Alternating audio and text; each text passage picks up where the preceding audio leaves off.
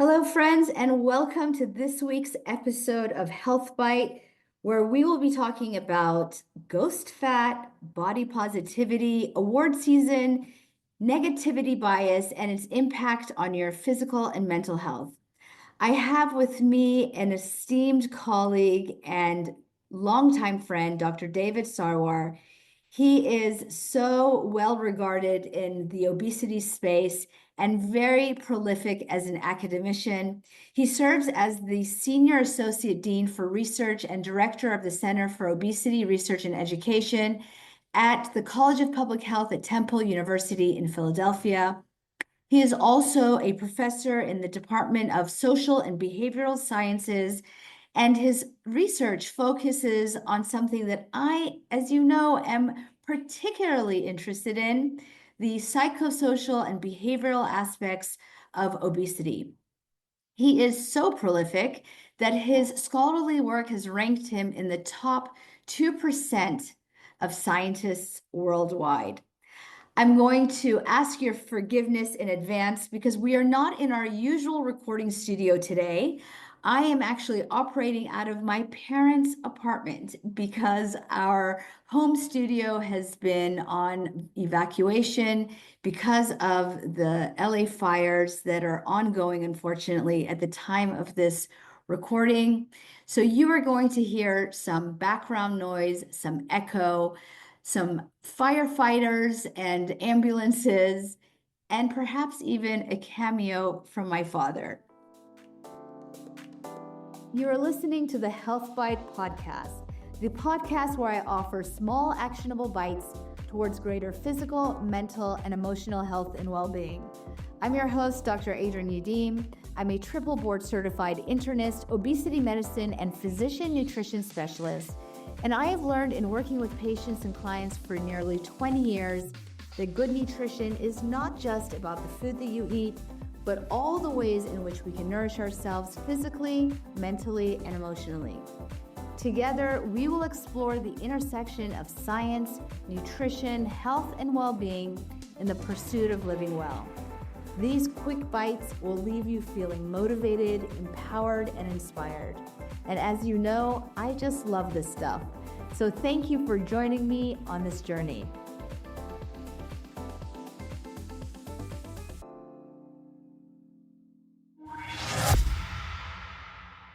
So I'm so glad to have you, David, a colleague and really an old friend. I've always admired your work, and it's a full circle to have you here on the Health Bite podcast.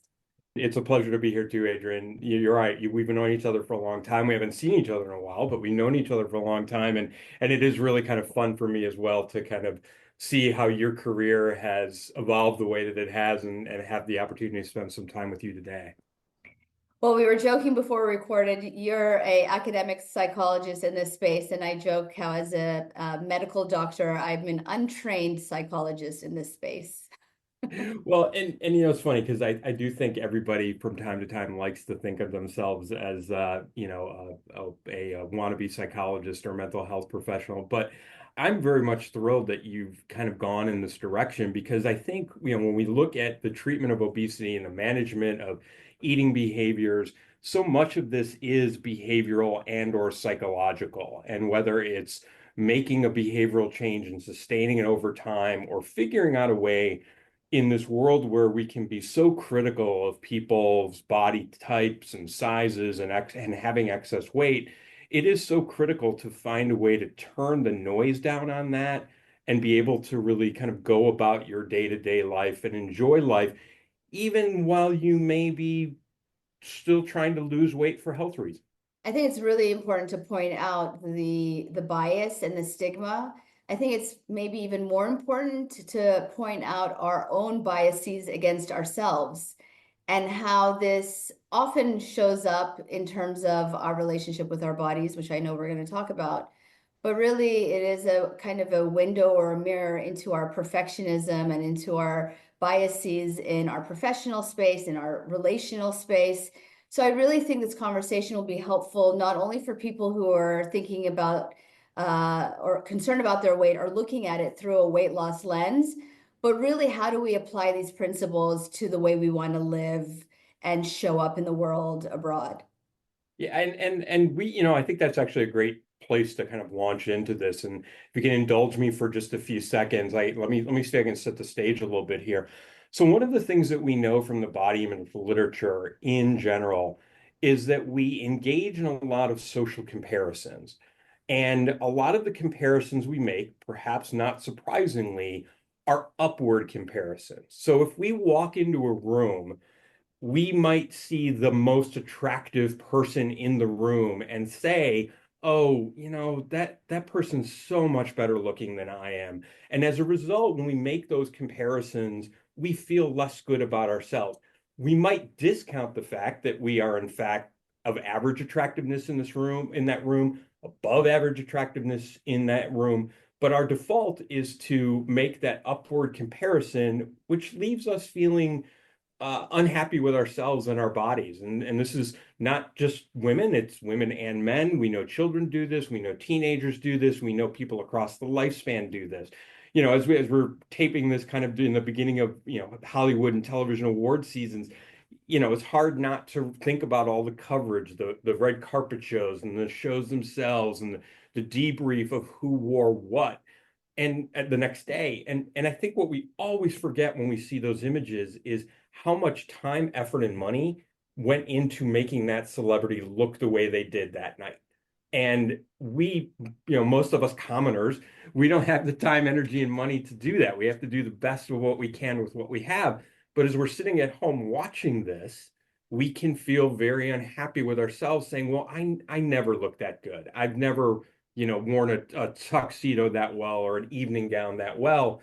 And discount and conveniently forget, maybe inconveniently forget, all that time and energy and money that made that person look that good. But instead, we wallow in feeling bad about ourselves. I'm so glad you brought this up because it made me think, in the office, how many times has a patient come in and said to me, either everybody else is, losing weight, or everybody else is thin, or nobody else is having this problem with their weight.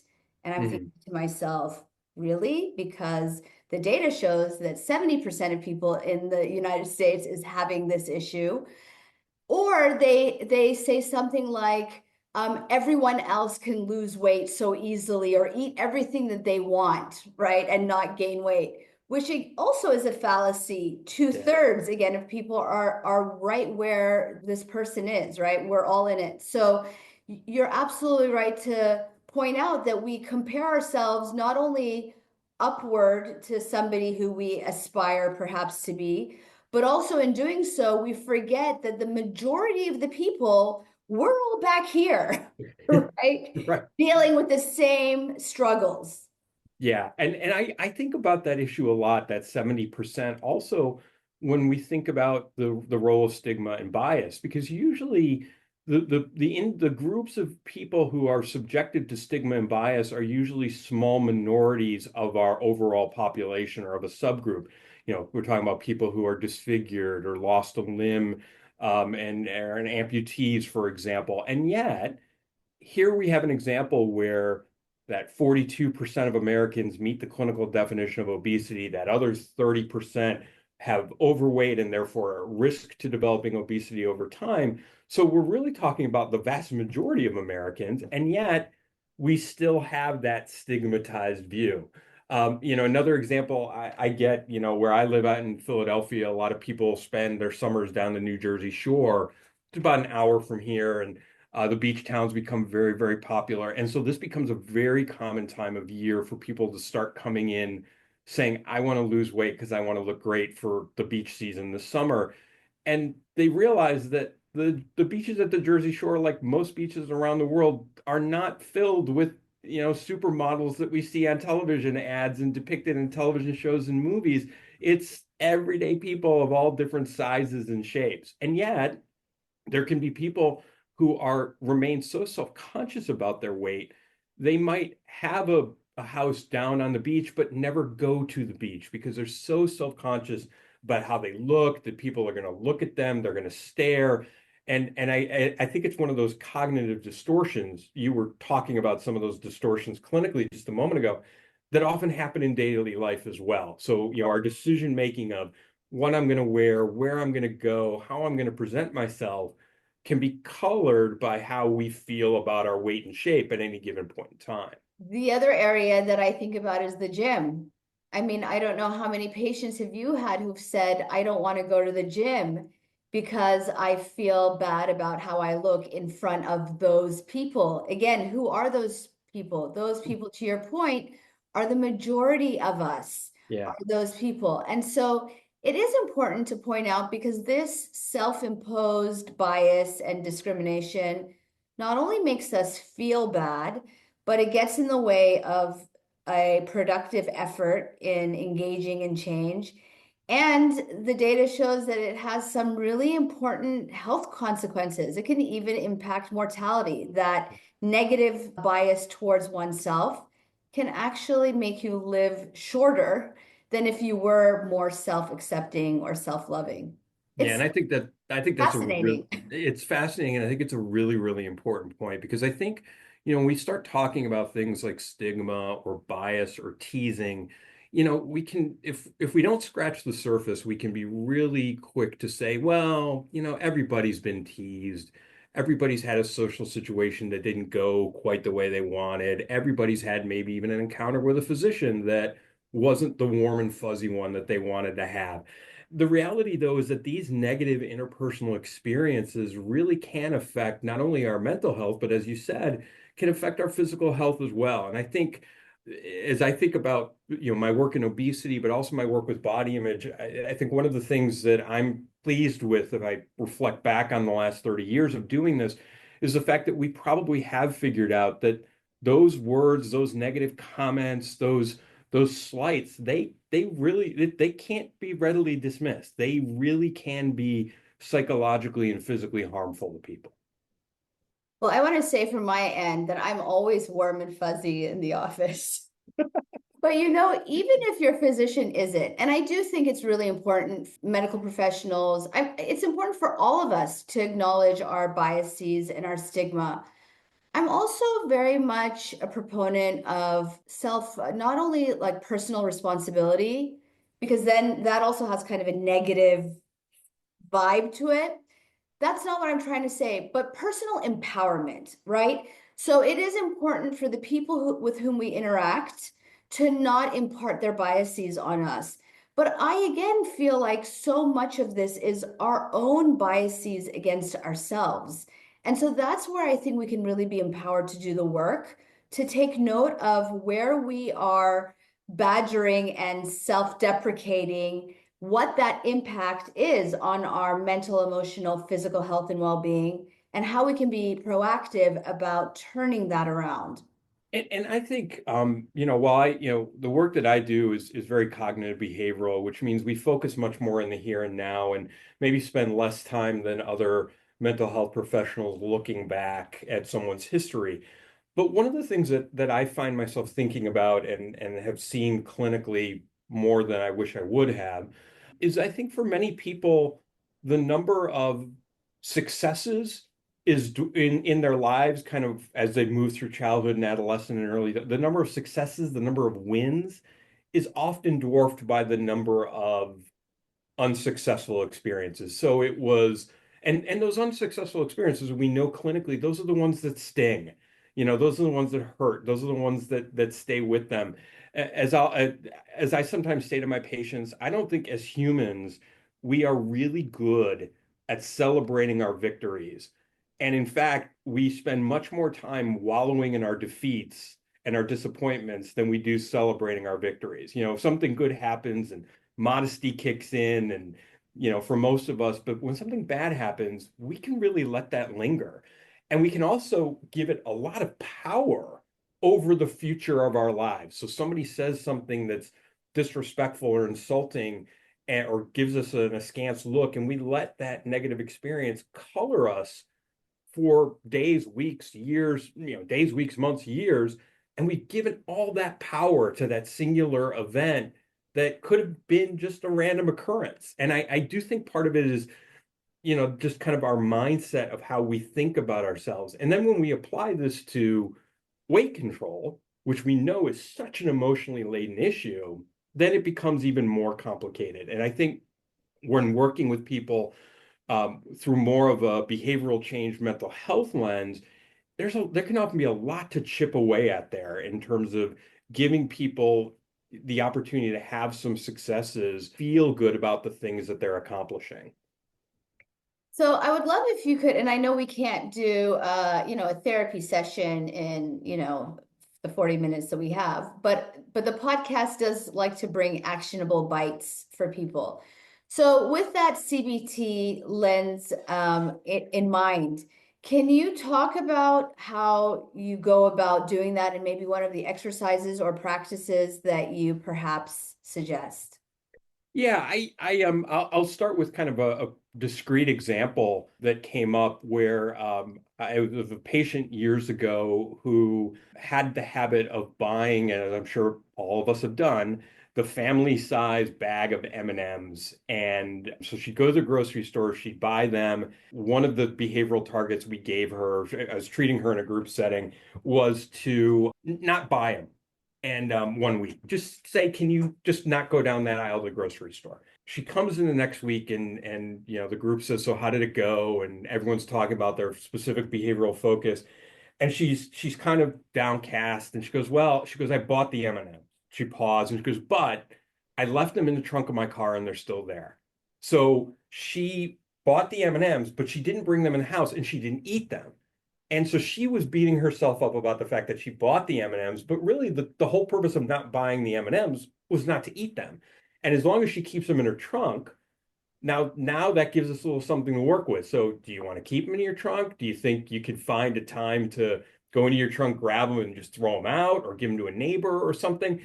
And I think that's an example of some of the cognitive shifting that needs to take place. So it can be wrapped around a discrete behavior. But I share that anecdote because how she was, she had a successful week. She didn't see it as a successful week, but the rest of us, myself and the rest of the people in her group, we certainly saw that as a success. And I think that's an example of where some of those cognitions can be rattling around in people's heads and really trip them up. She had trouble claiming that victory for herself. And as you say it, I wonder if maybe listeners will say to themselves, like, oh, well, this is such a trivial, example, like M&Ms in the trunk. But I think it's important to show kind of the resilience building that happens when you have, because it's not only to me the success of being able to overcome that challenge of craving the sweets, right? But Mhm. it's also kind of building that mental muscle that I think allows you to be more successful the next time and the next time if you are in fact able to lean in and really savor that win.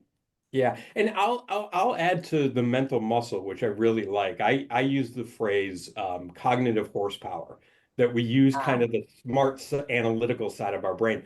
But I would also say a big thing to add with the mental muscle is mental flexibility. And let me use another clinical example that maybe will resonate with people. So, sometimes people will say, they're undertaking a weight loss effort, and we sometimes target the lowest hanging fruit, no pun intended. So let's see if we can get you off of regular soda.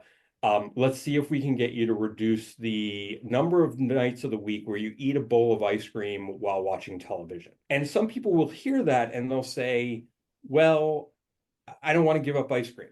And so think of all the different paths that we can go to get somebody to make a behavioral change that would put them in a caloric deficit and allow them to start losing some weight. So it might be maybe instead of every night, they have it every other night. Could they, if they insist on having it every night, can they switch from maybe, a full fat, calorically dense version to something that's a frozen yogurt and a lower fat version? Can we get them to reduce their portion size? Can we get them to move to the point where after dinner desserts are just for special occasions when they're out to dinner in a restaurant with friends or family? And so sometimes people will make the mistake of saying, well, my health provider, you're telling me to make a change, you're telling me just to get rid of this thing. And while certainly there's value in doing that in some cases, sometimes there's different pathways that we can take to get people to be more flexible in their thinking and ultimately have a behavioral change that strikes the balance between enjoying food, but not overindulging to the point that it's contributing to weight gain and the development of weight-related health problems.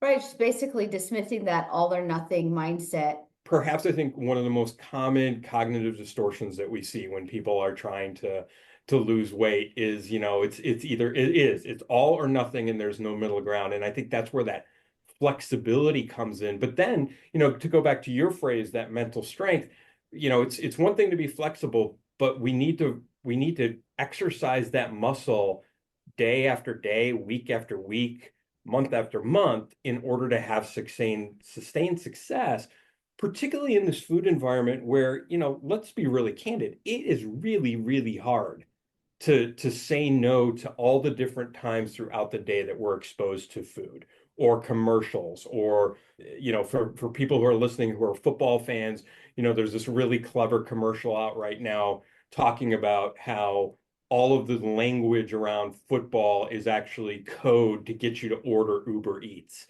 Wow. And it's a very clever commercial, a lot of former players in it. And but there's truth to that. That when we're kicking back on the weekends watching movies or watching sporting events, there's a lot of advertisements having to do with foods and beverages. And in this world where we can have these things delivered to us so very quickly, it becomes even more difficult than ever before to kind of not give into that impulse and say, you know what, let's go order a pizza.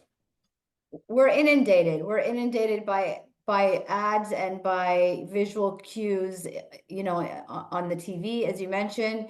But we're also inundated by what's brought into the office. I remember when I was, the director of the weight loss center at Cedars-Sinai, they would bring us cookies and, cake, and also in the workplace, and I mean, so many areas in which it's just available. And I also want to add that, to people who may be listening, who don't really see themselves as having a food or a weight issue, again, this can be extrapolated to anything. We're in January right now, right? A lot of people are doing dry January. The U.S. General just put out, a advisory on alcohol as a carcinogen. Try watching TV while you're doing dry January. Every single episode, there is wine or scotch in virtually every scene. So this kind of, I think we do have to have a level of, again, self-compassion, acknowledging that our environment is not only built to help us go astray, but is intentionally acting to make us make the wrong choices.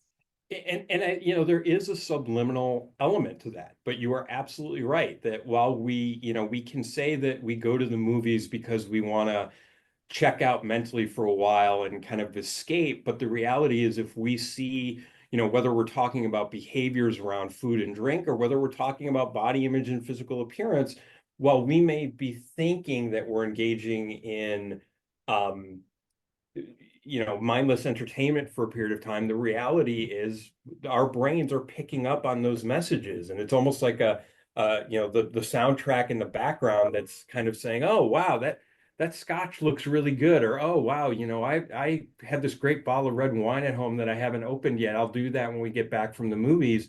And when we're bombarded by those messages, they can shape our behavior very, very powerfully.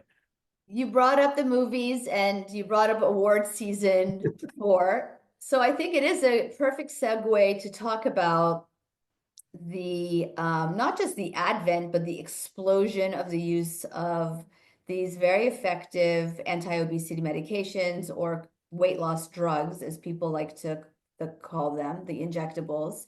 Pretty much every award show, I don't watch awards, but I always hear the clip where they're joking about Ozempic. It's happened, Mhm. for the last year plus now. And there's also been this kind of conversation that has come about, I think, also in terms of like the shift in the narrative around obesity and weight loss, where, when I was young, we were drinking Slim Fast cans because we were looking at 17 magazine and felt a lot of shame for not looking like the girl in the magazine. Hmm. And then very recently, there was this kind of counterculture that as a mother of two daughters, I somewhat appreciated, which was like against all of that, but went very much under the term body positivity and then under the phrase of health at every size. And so body positivity, I'm all for that. But health at every size, I'm not so much for because it is, as we know in medicine, a total fallacy. Hmm. While you can be healthy at every size, just like you cannot get lung cancer if you smoke, or breast cancer if you drink alcohol, that's a link that people don't know about. The likelihood of getting those illnesses or diseases if you smoke or if you drink are higher. Just like the likelihood of having cardiovascular disease is higher if you have excess weight. Health at every size is not really what we're trying to sell people. Maybe compassion at every size is what we should really be proclaiming. So I'm curious from a psychologist perspective because psychologists are always they're always viewed as nicer than us doctors, right? Like more compassionate. So speaking from a psychologist perspective, can you speak to this like how do you kind of hold in mind the fact that yes, we should have body positivity, but no, it's health at every size is not necessarily true. And then maybe also talk about what you think is going on socially in terms of how the advent of these drugs have changed our views. Have we swung back to Slim Fast and 17 magazines? Let me start with the body positivity and the health at every size. I'm right with you on this. I do think that, it's a subtle distinction, but it's an important one. I do, I sometimes am struck by the fact that we do see greater representation of a range of body shapes and sizes in the mass media and in our culture than ever before. And so I do think that when I started out 30 years ago, there was, if people would often camouflage themselves and wear big baggy sweatshirts because they were concerned about their weight and shape. And I don't see that as much as I used to. I do see people who are even with degrees of overweight and obesity are choosing to wear more form-fitting clothes and showing off more of their skin than they used to. So I do think there's an element of improved body positivity, but I'm completely with you on the health and the concerns about the health at every size movement because I think it's also important, even as a psychologist, that you take an empirically based approach to look at this. And the evidence is incredibly compelling. There's a relationship between your body mass index and morbidity and mortality. So whether it's an early death or some of the diseases you mentioned and the other couple hundred that you didn't. And so I do think that people who say, well, we should be accepting, I think if you put a period at the end of that word, I think we're all in agreement. But if it's accepting and don't change your behavior or don't try to promote greater health, that I'm less comfortable with. And I'll give you just one other example.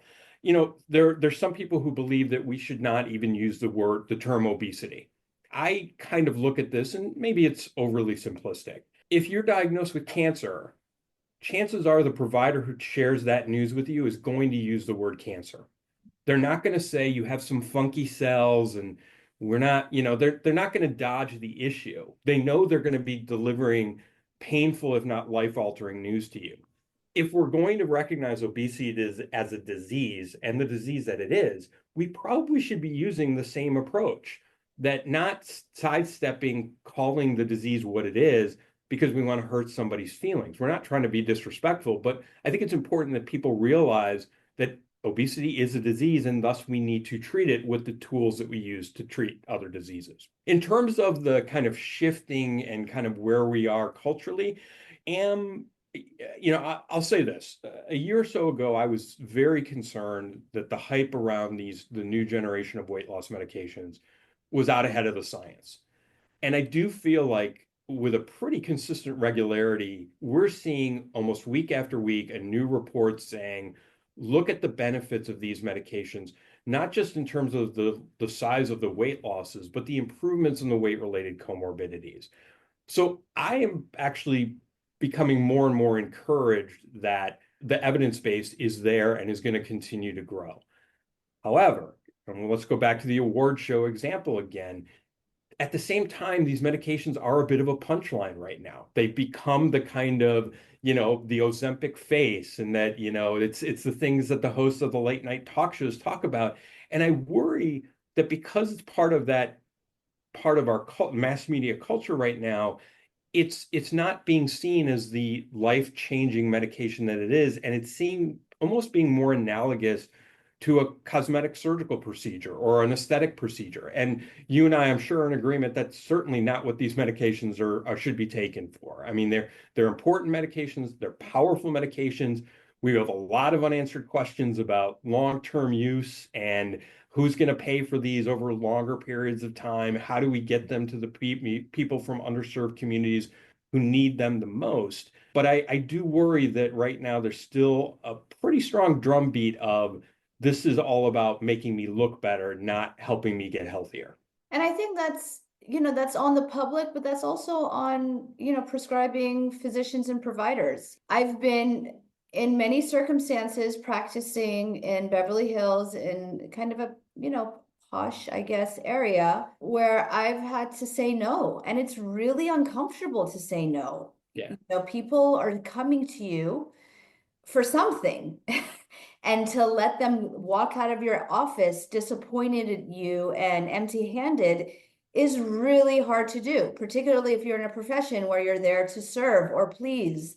But I think the onus is on us to make the right decisions and to be good stewards of prescribing these medications the right way. Not only for these reasons that we've already discussed, but also I think it dismisses, to your point a little bit, the people who really need these medications, the people whose lives, health, and longevity will be positively impacted by the use of these medications, it kind of trivializes what the medication does. And I think even that is a form of bias, right? Yeah. You're again not acknowledging that person who really needs the help to treat something that we've seen by and large diet and exercise alone is not going to cover. Your point about saying no is so really important. I think regardless of your discipline, when you go into you become a healthcare provider, your instinct, your impulse, your training is what tools do I have in my toolbox to help reduce the suffering and improve the life of the person in front of me? And so what the instinct then is, and the default is, I'm going to say yes, and I'm going to do whatever I can to reduce this person's suffering. But there are times where we have to say no, or maybe not now, or this may not be the most appropriate treatment for you. But we're also in an era where we don't, we, when one of our patients gets upset and they get upset with something we did, which happens, we have to acknowledge that. It can be it takes a different set of skill sets to kind of recover that relationship for when that happens. And I also think that this is why, while you have some physicians, and oftentimes in specialties that are not trained in obesity management, who are now offering these medications, I also think that there are many providers out there who shy away from appropriately addressing obesity with their patients because they're afraid they're going to hurt their feelings. And they're afraid that that the comment, while perhaps coming from a good place, will be seen as stigmatizing or discriminatory, and the patient is going to leave upset, and the patient's never going to come back. And that's where I think, as I look to the future, training of the next generation of medical students on the importance of nutrition and physical activity in promoting health and being important tools that can be used to push back against the obesity problem gives me some degree of optimism that hopefully our next generation of providers will be better at it as a whole than we currently are today. Yeah, that is a good hope. I hope so alongside you. I do want to end on kind of the other side of this equation, which is until now we've kind of been talking about strategies or impediments to getting ourselves to the place of successful weight loss, or let's just say successful habit change if you want to apply this to other things in your life. There is this phenomena that you've spoken about of what happens on the other side of weight loss. Once people have lost weight and what they do with that information or with that outcome. We seem to think that if we were just to lose the 20 pounds, just like if we were just to be able to afford that car or, marry that good-looking guy or get that degree, right? All those things we think if we can just get our hands on, we will be happy.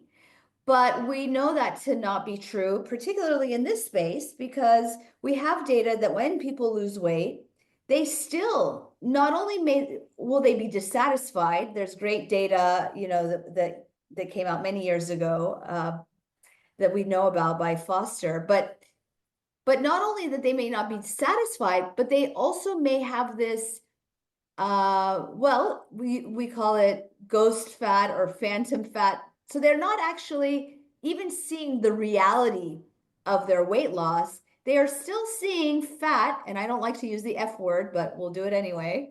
They're still seeing fat that doesn't even exist. And this is also very fascinating. So can you speak to that a little bit? What is phantom fat and talk about that a little? Yeah, so this brings us almost full circle from where we started talking about body image because we know that there is oftentimes a disconnect between what we see when we look in the mirror and how we see ourselves in our own mind's eye.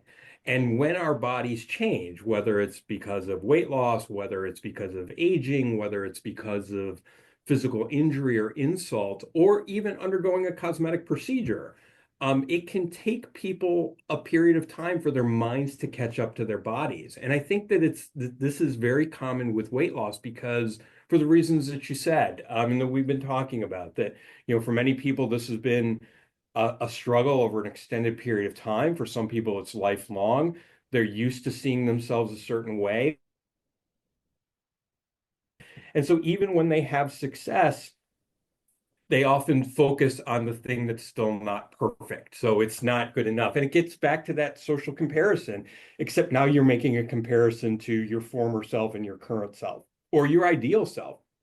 We know that that's very common for people too, that they say, the ideal me looks exactly like this, and this is how my body is shaped, and this is what my face looks like. And yet everything is working against us when it comes to our ideal selves, right? As we age, we get farther from that ideal. As we get our bumps and bruises and scrapes and scars throughout our lives, it takes us further from that ideal.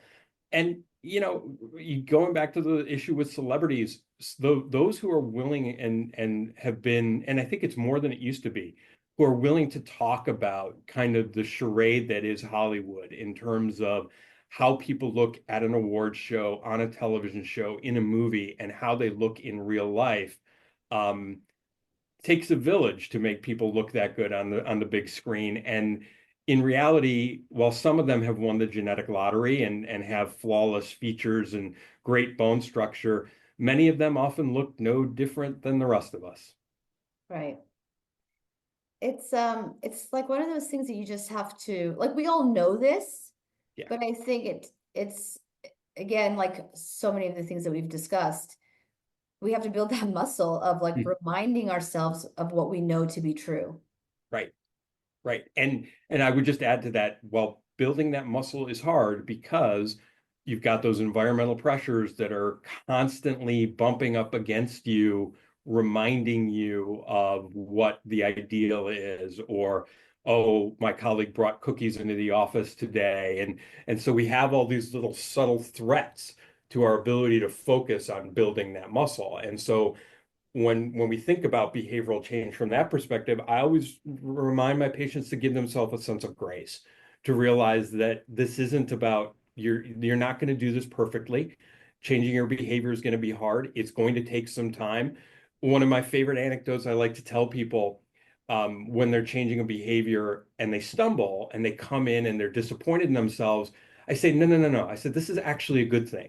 You stumbled, but now you and I are still working together, and I can help you recover from that stumble and keep moving forward. Because if we had ended our work, I might not be in that position to help you when you stumble. So, and I think it's one of the great things about being a healthcare provider, right? Is that we get to work with people that to improve the quality of their lives, to make their lives better, to make them as healthy as they can be. And it's a privilege to get to do the things that we get to do, right? It is a privilege. And to reframe that conversation, the conversation on the outside, but also the conversation in our heads. Yeah. So, well, it's really been such a pleasure to have you with me, David. This has been such a fun conversation. I could talk to you on and on and on. But perhaps we'll have you back another time on the show to continue the conversation. Thanks again for joining me. You're welcome. I had a blast, Adrienne. Thank you so much. And it was a pleasure talking to you as well. Likewise.